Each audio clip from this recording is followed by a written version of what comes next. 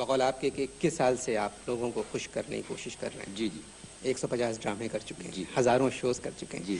मगर लगते आप 19 साल के हैं। जी। लगते माशाल्लाह से आप 19 साल के हैं। इसकी कोई वजह? बात यह है कि उम्र मेरी भी भैया जितनी है, मैं बीमार बहुत रहता हूँ।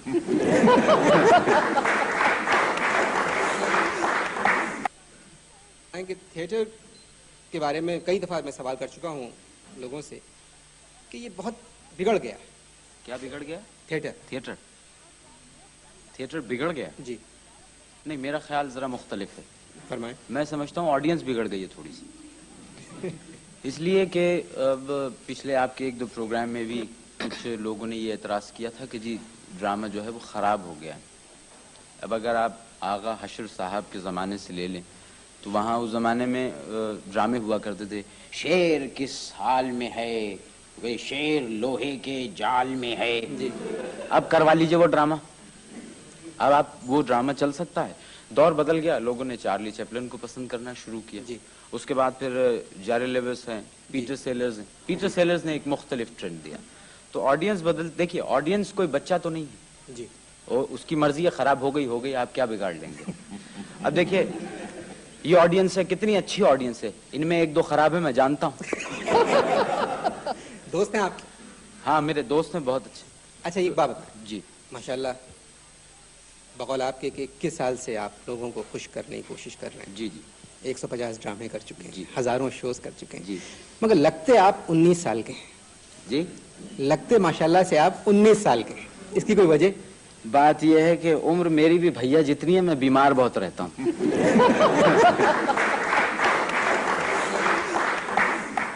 किसी ने मुतासिर किया आपको? भैया ने।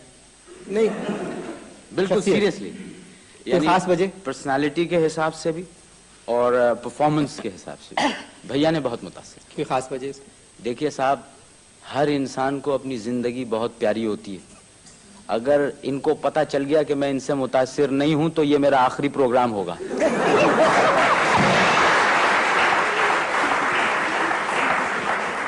अच्छा, टेलीविजन पे आ गए, स्टेज पे आ गए, आप रेडियो पे काम करते हैं। जी जी। फिल्म की तरफ आप कभी? नहीं साहब, फिल्म में एक खौफ मुझ पर हमेशा से रहा कि मैं फिल्म का कामयाब एक्टर नहीं बन सकता, इसलिए जब भी ऑफर आई तो मैंने उसे रिग्रेट कर दिया। लेकिन एक जो पहली ऑफर आई थी उसके बाद तो बिल्कुल ही हौसले खत्म हो गए थे। मेरे पास सुबह एक डायरेक्टर साहब तशरीफ लाए, नॉक हुई, दरवाजा खोला गया, उनको बिठाया गया। 6:45 बजे सुबह वो आए थे, जबकि मैं ताजा सोया था। उठवा दिया साहब, मैं उठ के आया, मैंने कहा जी फरमाइए। कहने लगा हम एक फिल्म बन रहा है। बोला आपसे कौम है? तो मैंने बच्चे को कहा, मैंने कहा कंघी ला दो, इनको कौम चाहिए। बोला कौम नहीं, कौम, ओर्क। मैंने कहा ओर्क? अच्छा, मैंने कहा वर्क। वही वर्क। तो मैंने कहा जी फरमाइए। आपका नाम इतना सुन लिया है कि दिमाग एकदम पागल हो गया। हम बोला आपसे फिल्म में कौन लेगा तो उसमें इतना वो हो जाएगा कि आपका भी एकदम लाइफ बन जाएगा, फिर हमारा डायरेक्शन होगा। तो मैंने चाय मंगवा ली। मैंने कही डायरेक्टर ने चाय ले आई, चाय वाय उनको। मैंने कहा कि ये बताइए कि आपने जो फिल्में बनाई हैं, इससे पहले बनाई हैं? 2 बनाया। मैंने कहा क्या? प्रोड्यूसर का आपस का झगड़ा की वजह से लगा नहीं। तो मैंने कहा कि अच्छा मुझे क्या करना होगा? बोला देखो मुबीन अख्तर। मैंने कहा मुइन अख्तर? वही बोल रहा है। बोला आपका जो रोल है फिल्म में जो हमने सोच लिया है वो बड़ा पावरफुल है। तो मैं और एक्साइटेड हुआ, मैं आगे आ गया सोफे से। मैंने कहा जी कितना पावरफुल है, जरा मुझे बताइए। मुइन साहब, आपका जो रोल आता है उसका बाद में कहानी टर्न ले लेता है, आपका रोल बहुत पावरफुल है। अरे मैंने कहा जनाब आप मुझे अब मेरा एक्साइटमेंट वो उभार रहे हैं। मैंने कहा अब आप मुझे बता दीजिए कितना। अरे इतना पावरफुल है कि एकदम पागल हो जाएगा दुनिया। मैंने कहा साहब खुदा के लिए मेरा कलेजा फट जाएगा, आप बता दीजिए कितना पावरफुल। अब उन्होंने मुझे जो मेरा रोल बताया वो आप सुनिए, इंशाल्लाह आपकी भी तबीयत साफ हो जाएगी। कहने लगे कैमरा शुरू हो गया। मैंने कहा फिल्म शुरू? हाँ वही कैमरा शुरू हो गया, टाइटल आ गया, कट करके गया, हॉस्पिटल का सीक्वेंस है, एक दुबला पतला मरीज है, वो तुम है, वो लेटा हुआ है। मैंने कहा अच्छा। एक तुम्हारा हाथ ऊपर है जो नर्स का हाथ में है, सामने एक नर्स है, उसका बराबर में एक डॉक्टर है, मैंने कहा अब मैं और एक्साइटेड हुआ, बोला मोइन साहब आपका रोल बहुत पावरफुल है। अरे मैंने कहा बताइए तो सही आगे क्या हुआ।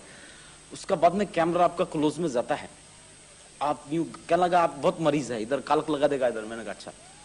बोला थोड़ी देर में आपने गर्दन यूं उठाया, मुस्कुराया, एकदम तुम्हारा आंख में हसरत है, हाथ तुम्हारा नीचे गिर गया, गर्दन इधर टर्न हो गया। मैंने कहा फिर क्या? इधर तुम्हारा दुनिया से गर्दन टर्न हुआ, उधर हमारा कहानी टर्न हो गया। ये कैसा अपना बनाया हुआ है वाकई? नहीं, इसमें कुछ मिलावट है, कुछ सही है।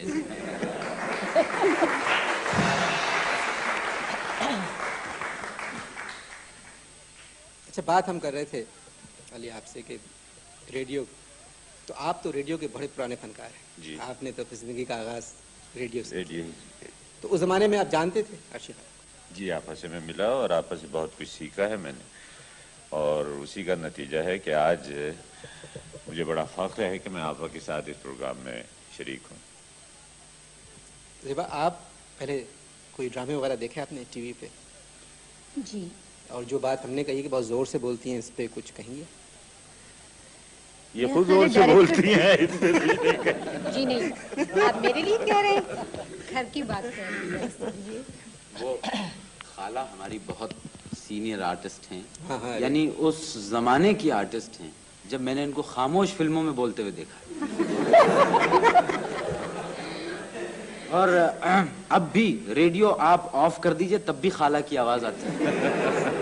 मैंने कहा कि ये क्या किस्सा है, मैंने प्लग उसका निकाल दिया, कान लगाया तो आवाज आई, हटो।